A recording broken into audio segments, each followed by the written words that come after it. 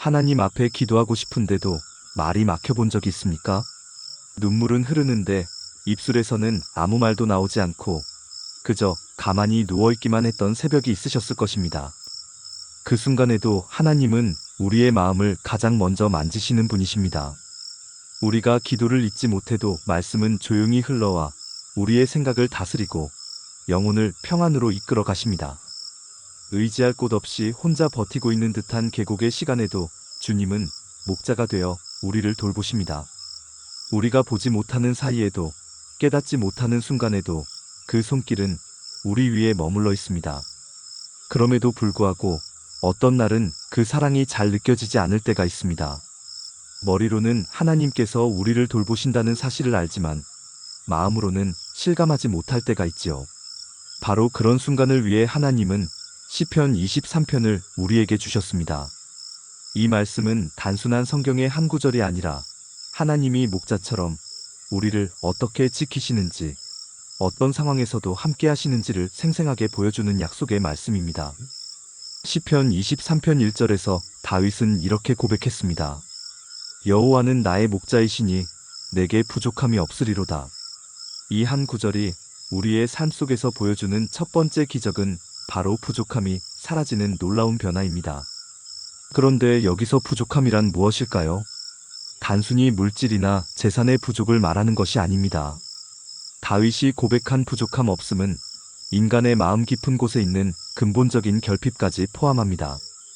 우리는 건강이 부족하다고 불안해하고 경제적 여유가 부족하다고 초조해하며 인정과 사랑이 부족하다고 외로워합니다. 심지어 믿음이 부족하다며 자책하고 기도가 부족하다며 낙심하기도 합니다. 그러나 다윗은 오히려 부족함이 없다고 고백했습니다. 그 이유는 그가 목자의 마음을 누구보다 잘 알았기 때문입니다. 다윗은 어린 시절부터 양을 돌보았습니다. 목자는 양들이 무엇을 필요로 하는지, 언제 풀을 먹어야 하고 언제 물을 마셔야 하는지를 먼저 알고 있습니다. 양들은 걱정할 필요가 없습니다. 목자가 모든 것을 준비해 두기 때문입니다. 더 놀라운 것은 목자가 양들보다 먼저 위험을 감지한다는 사실입니다. 맹수가 다가오기 전에 먼저 알아차리고 비가 오기 전에 피할 곳을 마련합니다. 양들이 알지 못하는 순간에도 목자의 보호는 이미 시작되어 있습니다. 하나님께서도 바로 그러한 목자가 되어 주십니다. 우리가 무엇을 필요로 하는지, 언제 그것이 필요한지를 이미 알고 계십니다. 우리가 깨닫지 못하는 순간에도 하나님의 공급하심은 이미 시작되어 있습니다. 예수께서도 마태복음 6장에서 말씀하셨습니다. 그러므로 내일 일을 위하여 염려하지 말라. 내일 일은 내일이 염려할 것이요 한날의 괴로움은 그날로 족하니라. 이것은 목자이신 하나님의 돌보심을 보여주는 약속의 말씀입니다. 실제로 한 성도의 간증을 들어보겠습니다. 한 형제님은 어느 날 갑자기 직장을 잃게 되었습니다. 가족을 책임져야 하는 상황에서 앞길이 막막했습니다. 기도조차 나오지 않았습니다. 그저 시편 23편 1절 말씀을 되뇌었습니다. 여호와는 나의 목자이시니 내게 부족함이 없으리로다. 처음에는 현실과 너무 다른 말처럼 느껴졌습니다. 하지만 매일 아침과 저녁마다 이 말씀을 고백하기 시작했습니다. 놀라운 변화가 일어났습니다. 두려움과 불안이 조금씩 사라지기 시작한 것입니다. 여전히 구직 활동은 해야 했지만 마음에는 평안이 임했습니다. 그리고 한 달 후 예상치 못한 곳에서 새로운 일자리 제안을 받게 되었습니다. 그는 고백했습니다. 하나님께서는 내가 직장을 잃기 전부터 이미 새로운 길을 준비하고 계셨음을 깨달았습니다. 또 다른 자매님의 이야기도 있습니다. 그녀는 오랫동안 병으로 고생하며 치료비 때문에 가정이 크게 힘들었습니다. 하나님께서 왜 이런 시련을 허락하시는지 원망스러운 마음도 들었습니다. 그런데 어느 날 시편 23편 1절 말씀을 묵상하는데 깨달음이 찾아왔습니다. 부족함이 없다는 것은 아픔이 없다는 뜻이 아니라 아픔 중에도 하나님의 돌보심이 부족하지 않다는 의미라는 사실이었습니다. 그 후 그녀의 마음이 달라졌습니다. 여전히 몸은 아팠지만 마음에는 평안이 임했습니다. 하나님께서 자신을 버리지 않으시고 끝까지 함께 하신다는 확신이 생겼습니다. 시간이 흐르면서 건강도 조금씩 회복되기 시작했습니다. 그녀는 이렇게 말했습니다. 저는 고통 속에서도 하나님의 손길이 결코 끊어진 적이 없다는 사실을 알게 되었습니다. 사랑하는 여러분, 이것이 바로 시편 23편이 주는 첫 번째 기적입니다. 우리가 이 말씀을 붙들면 하나님은 우리의 관점을 바꾸어 주십니다. 우리가 부족하다고 여겼던 것들이 사실은 하나님의 풍성한 공급 안에 있었음을 깨닫게 됩니다. 히브리어로 부족함이 없다는 표현은 단순히 결핍이 없다는 의미를 넘어 완전함과 충족함을 뜻합니다. 하나님께서 우리의 목자가 되실 때 우리는 진정한 만족과 충족을 경험하게 됩니다. 오늘 하루에도 이 말씀을 고백해 보십시오. 여호와는 나의 목자이시니 내게 부족함이 없으리로다. 이 고백이 마음에 뿌리 내릴 때 부족 때문에 생겼던 염려와 걱정이 평안과 감사로 바뀌는 놀라운 기적을 경험하게 될 것입니다. 하나님은 목자처럼 우리의 필요를 아시고 가장 좋은 방법으로 채워주십니다. 그리고 이어지는 말씀에서 하나님은 단지 우리의 부족을 채우실 뿐 아니라 참된 쉼으로 우리를 인도하신다고 말씀하십니다. 시편 23편 2절과 3절에서 다윗은 이렇게 노래했습니다. 그가 나를 푸른 풀밭에 누이시며 쉴만한 물가로 인도하시는도다. 내 영혼을 소생시키시고 자기 이름을 위하여 의의 길로 인도하시는도다. 내 영혼을 소생시키시고 자기 이름을 위하여 의의 길로 인도하시는도다. 이 짧은 두 절 안에는 인간이 가장 갈망하는 두 가지 선물이 담겨 있습니다. 하나는 참된 쉼이고 또 하나는 잃어버린 영혼의 회복입니다. 여러분, 요즘 같은 세상을 살아가면서 진정한 쉼을 경험해 본 적이 언제였습니까? 몸은 누워 있어도 마음은 여전히 분주하여 눈을 감아도 잠이 오지 않고 잠들어도 금세 깨며 머릿속은 온갖 걱정으로 가득 차 있던 날이 있지 않았습니까? 세상의 소음이 우리 귀를 파고들고 해야 할 일들이 우리를 끝없이 몰아붙이는 시대의 쉼은 그야말로 사치처럼 느껴집니다. 그런데 하나님께서는 바로 이 쉼을 우리에게 주고 싶어 하십니다. 다윗이 노래한 푸른 풀밭은 단순히 색깔이 초록빛이라는 뜻이 아닙니다. 히브리어 원문에서 사용된 단어는 생명력이 충만하고 신선하며 풍성하게 자라는 목초지를 의미합니다. 광야에서 양을 치던 목자에게 이런 풀밭은 쉽게 찾을 수 있는 곳이 아니었습니다.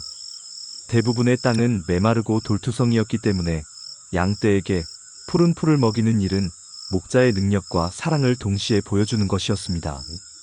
다윗은 이런 현실 속에서 하나님께서 자기를 푸른 풀밭에 누이신다고 고백했습니다. 다시 말해, 하나님은 메마른 세상 한가운데서도 우리를 생명력 있는 자리로 인도하신다는 것입니다. 또한 쉴만한 물가라는 표현도 깊은 의미가 있습니다. 히브리어로는 메이메니오트라고 하는데 고요하고 평온하며 안전한 물을 뜻합니다. 양은 급류에서는 물을 마시지 못합니다. 물소리가 크거나 물살이 거세면 양은 쉽게 겁을 먹고 다가가지 못합니다. 목자는 반드시 양이 안심하고 물을 마실 수 있는 잔잔한 물가를 찾아야 했습니다. 하나님께서 우리를 그런 물가로 인도하신다고 말씀하십니다. 세상의 거친 소음과 소용돌이 속에서 우리가 진정으로 마음을 내릴 수 있는 자리, 그 고요한 곳으로 우리를 데려가 주시는 것입니다. 생각해 보십시오. 우리도 마찬가지 아닙니까? 겉으로는 의자에 앉아 있고 침대에 누워 있어도 마음은 여전히 달리고 있습니다. 오늘 해결하지 못한 문제, 내일 다가올 두려움, 사람들과의 관계에서 느끼는 긴장감이 우리의 가슴을 조이고 있습니다.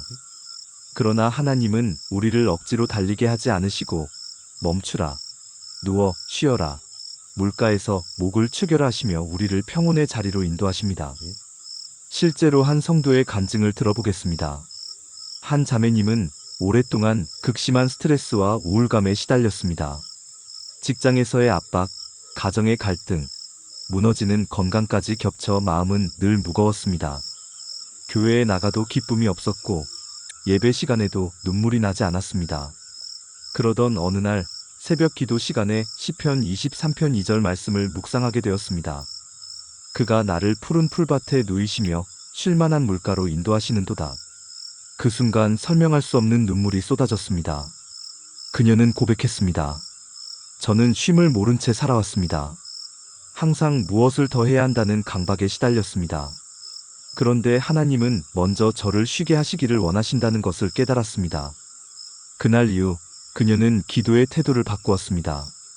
무언가를 간구하기에 앞서 먼저 하나님 앞에서 마음을 내려놓고 멈추는 시간을 가졌습니다. 놀랍게도 불면증이 서서히 사라졌고 마음의 평안이 찾아왔습니다. 또 다른 집사님의 이야기도 있습니다. 그는 교회에서 누구보다 열심히 봉사했습니다. 주일에는 교사로, 주중에는 각종 모임의 리더로 헌신했습니다. 그러나 속으로는 점점 지쳐갔습니다. 어느 날 몸이 아파 봉사를 쉬게 되자 처음에는 죄책감이 몰려왔습니다. 하지만 시간이 지나면서 오히려 마음의 평안이 임했습니다. 그때 시편 23편 2절 말씀이 마음에 다가왔습니다. 그가 나를 푸른 풀밭에 누이시며 하나님께서 그에게 쉼을 명하신 것이었습니다. 그 시간 동안 그는 하나님과의 개인적인 관계를 회복했고 다시 봉사를 시작할 때는 이전과는 다른 마음으로 섬길 수 있었습니다. 여러분, 우리도 신앙생활을 하면서 때로는 봉사와 헌신조차 또 하나의 짐처럼 느껴질 때가 있지 않습니까? 그러나 하나님께서는 우리의 목자이시기에 억지로 달리게 하지 않으십니다.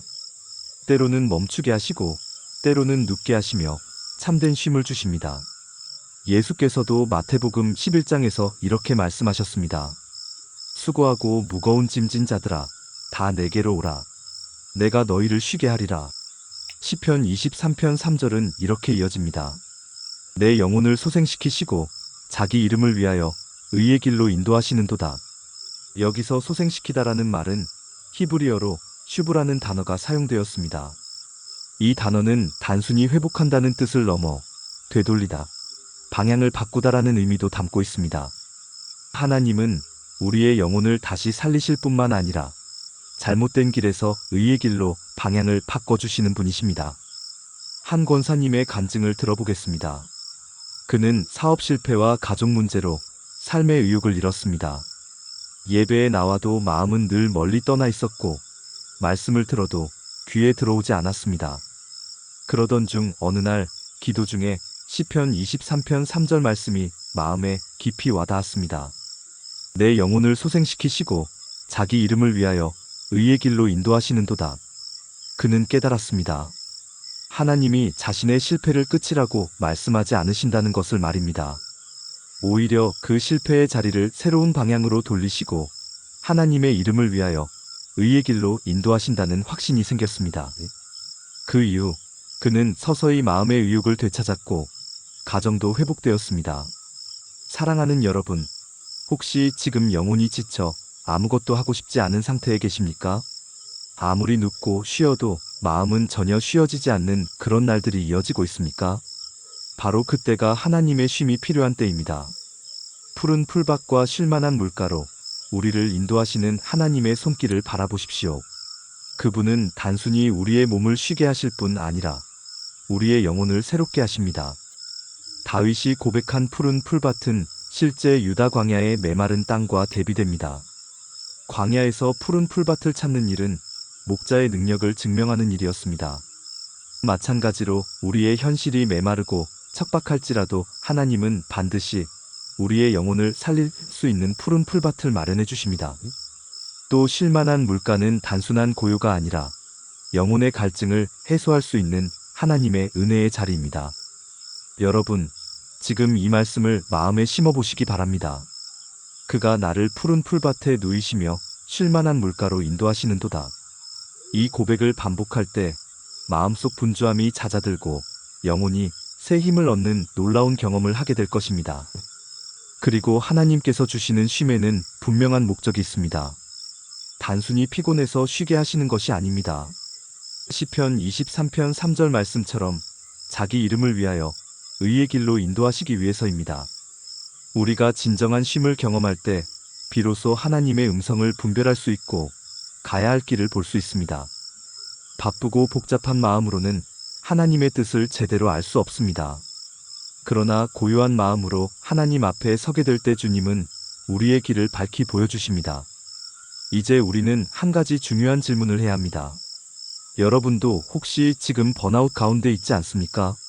몸은 움직이는데 마음은 이미 지쳐버린 상태, 억지로 버티며 하루를 살아가고 있지는 않습니까? 그렇다면 하나님 앞에 정직하게 고백하십시오. 주님, 제 영혼이 지쳐 있습니다. 저를 푸른 풀밭으로 인도해 주십시오. 쉴만한 물가에서 새 힘을 얻게 하여 주십시오. 하나님은 반드시 그 기도에 응답하실 것입니다. 시편 23편 4절에서 다윗은 이렇게 고백합니다. 내가 사망의 음침한 골짜기로 다닐지라도 해를 두려워하지 아니할 것은 주께서 나와 함께 하심이라. 주의 지팡이와 막대기가 나를 안위하시나이다. 이 말씀은 단순한 위로가 아니라 인간이 경험할 수 있는 가장 극한의 두려움 속에서 터져나온 담대한 선언입니다. 히브리어에서 사망의 음침한 골짜기라는 표현은 단순히 죽음을 뜻하지 않습니다. 죽음의 그림자, 곧 삶 전체에 드리운 절망과 공포의 그림자를 의미합니다. 아직 죽지는 않았지만 죽음과 같은 깊은 어둠 속에 있는 상태를 말합니다. 우리도 인생을 살다 보면 이런 골짜기를 피할 수 없습니다. 갑작스러운 병의 진단을 받을 때, 사랑하는 이를 떠나보낼 때, 경제적 파탄으로 길이 막힐 때, 관계의 배신을 경험할 때 우리는 모두 음침한 골짜기를 지나게 됩니다. 그러나 다윗은 고백합니다. 해를 두려워하지 아니하리라. 왜냐하면 상황이 달라졌기 때문이 아니라 하나님께서 함께 하시기 때문입니다. 두려움의 본질은 상황 그 자체가 아니라 혼자라는 고립감에서 옵니다. 하지만 믿음의 사람은 결코 홀로 걷지 않습니다. 목자 되신 하나님이 동행하시기 때문입니다. 성경 속 다니엘을 보십시오. 그는 신앙을 지킨다는 이유로 사자굴에 던져졌습니다. 사람의 눈으로 보면 사망의 음침한 골짜기 그 자체였습니다. 그러나 그는 두려워하지 않았습니다. 하나님이 그와 함께 하신다는 확신이 있었기 때문입니다. 실제로 하나님은 천사를 보내 사자의 입을 막으셨습니다. 또 욥을 기억해 보십시오. 하루아침에 재산과 자녀와 건강을 잃었을 때 그는 이렇게 고백했습니다. 그가 나를 죽이실지라도 나는 그를 의뢰하리라. 이처럼 하나님과 함께하는 확신은 어떤 상황에서도 두려움을 뛰어넘는 힘을 줍니다.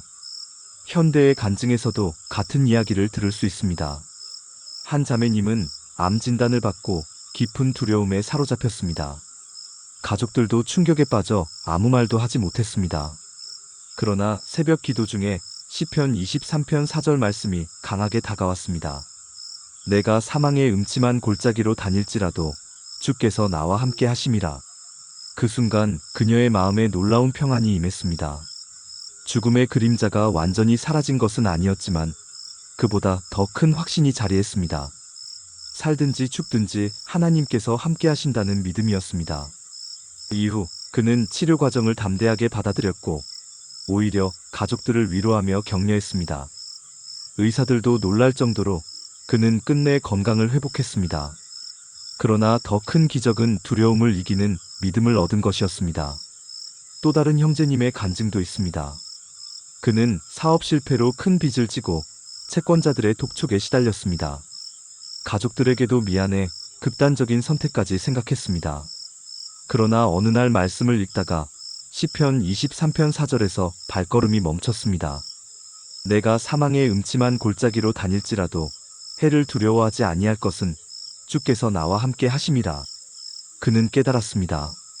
자기가 두려워했던 것은 실패가 아니라 실패 속에서 혼자 버려졌다는 생각이었습니다. 그러나 하나님은 실패 속에서도 함께 하시며 새로운 길을 인도하고 계셨습니다. 그날 이후 그는 담대히 하루하루를 다시 시작했습니다. 몇 년의 시간이 걸렸지만 결국 모든 빚을 갚았고 오히려 그 과정을 통해 하나님의 신실하심을 더 깊이 경험했습니다. 사랑하는 여러분, 지금 어떤 골짜기를 지나고 계십니까? 질병의 골짜기입니까? 경제적 어려움의 골짜기입니까? 혹은 관계의 골짜기입니까? 어떤 골짜기든 상관없습니다. 중요한 것은 골짜기의 어둠이 아니라 그 어둠 속에서 누가 함께 하시는가 하는 사실입니다. 사도 바울도 로마서 8장 31절에서 이렇게 외쳤습니다. 만일 하나님이 우리를 위하시면 누가 우리를 대적하리요. 또 요한복음 14장 27절에서 예수님은 말씀하셨습니다. 내가 너희에게 평안을 주노니 내가 주는 평안은 세상이 주는 것과 같지 아니하다. 주의 지팡이와 막대기는 단순한 도구가 아닙니다. 지팡이는 양을 인도하고 넘어지지 않도록 붙드는 역할을 했습니다. 막대기는 맹수로부터 양을 지키는 무기였습니다. 다윗은 하나님의 지팡이와 막대기를 통해 위로와 안전을 경험했습니다. 오늘 우리에게도 동일합니다. 말씀은 지팡이가 되어 길을 잃지 않게 하고 성령의 권능은 막대기가 되어 원수의 공격으로부터 우리를 지켜주십니다. 그러므로 두려워하지 마십시오. 두려움은 상황의 크기에서 오는 것이 아니라 고립감에서 옵니다. 그러나 우리는 혼자가 아닙니다. 목자 되신 하나님은 가장 어두운 골짜기 속에서도 우리와 함께 걸으십니다. 이것이 바로 시편 23편이 주는 세 번째 기적, 두려움을 이기는 담대한 믿음입니다. 시편 23편 5절과 6절은 이렇게 증언합니다. 주께서 내 원수의 목전에서 내게 상을 차려주시고 기름을 내 머리에 부으시니 내 잔이 넘치나이다. 내 평생의 선하심과 인자하심이 반드시 나를 따르리니 내가 여호와의 집에 영원히 거하리로다. 앞에서 다윗은 하나님을 목자로 노래했습니다. 그러나 여기서부터는 장면이 달라집니다. 이제 하나님은 목자만이 아니라 집을 열어 손님을 맞이하는 주인으로 묘사됩니다. 손님을 극진히 대접하는 모습 속에서 하나님은 우리를 단순한 피조물이 아닌 존귀한 존재로 세워주십니다. 원수의 목전에서 상을 차려주신다는 표현은 단순히 밥상을 차린다는 뜻이 아닙니다. 하나님께서 원수들이 보는 앞에서 나를 지켜내고 내가 결코 무너지지 않음을 드러내신다는 선언입니다. 세상은 우리의 실패를 비웃을 수 있고 사람들은 우리의 약점을 들추어낼 수 있습니다. 그러나 하나님은 그 자리에서 오히려 우리를 높이십니다. 실제로 어느 장로님의 간증이 있습니다. 그는 교회와 직장에서 신앙 때문에 많은 오해와 손해를 감수해야 했습니다. 동료들은 그를 무능하다고 평가했고 사업에서는 거래처가 줄어 어려움을 겪었습니다. 그러나 그는 기도 중에 이 구절을 붙들었습니다.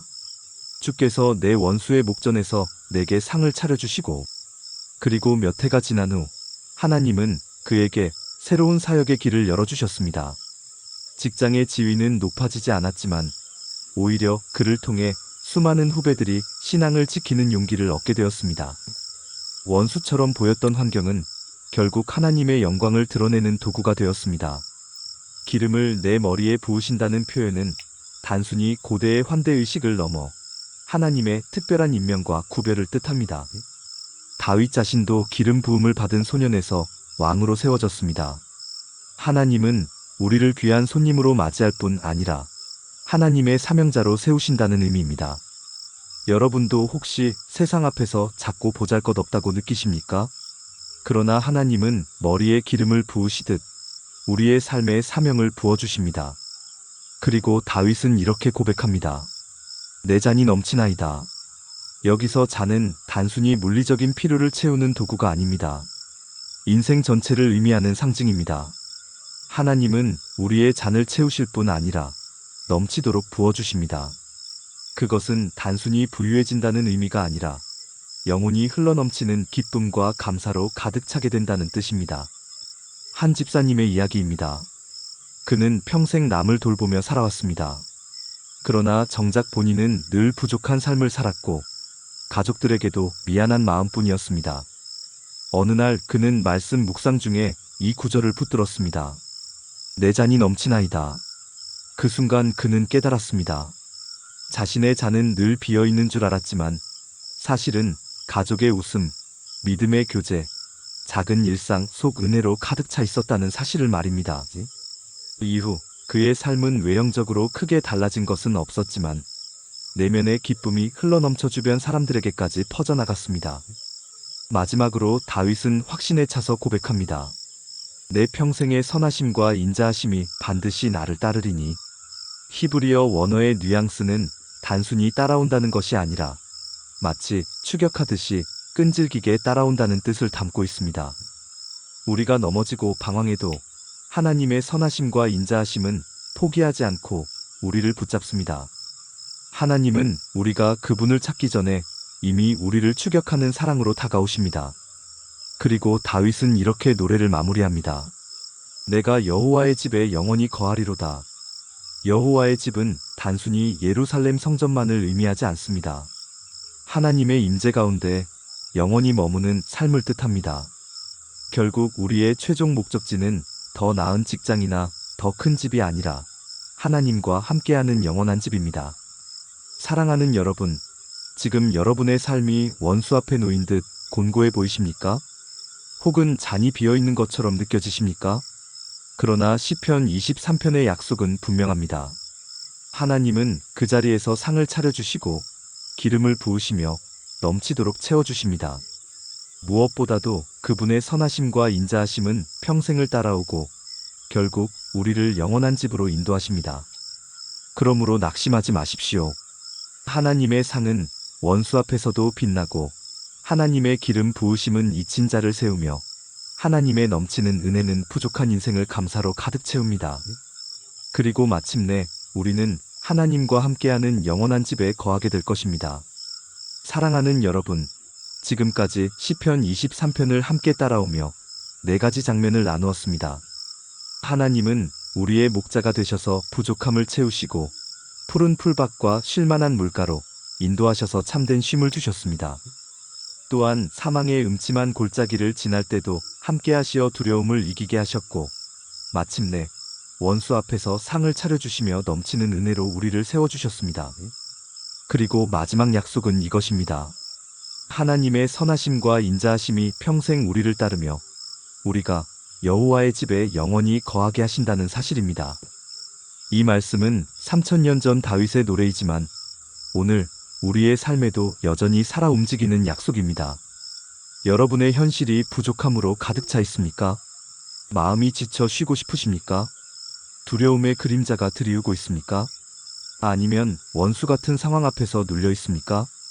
그 모든 자리에서 시편 23편의 말씀은 변하지 않는 하나님의 대답이 됩니다. 그러므로 이 말씀을 단순한 구절로만 두지 마시고 오늘부터 여러분의 삶 속 고백으로 삼으시기 바랍니다.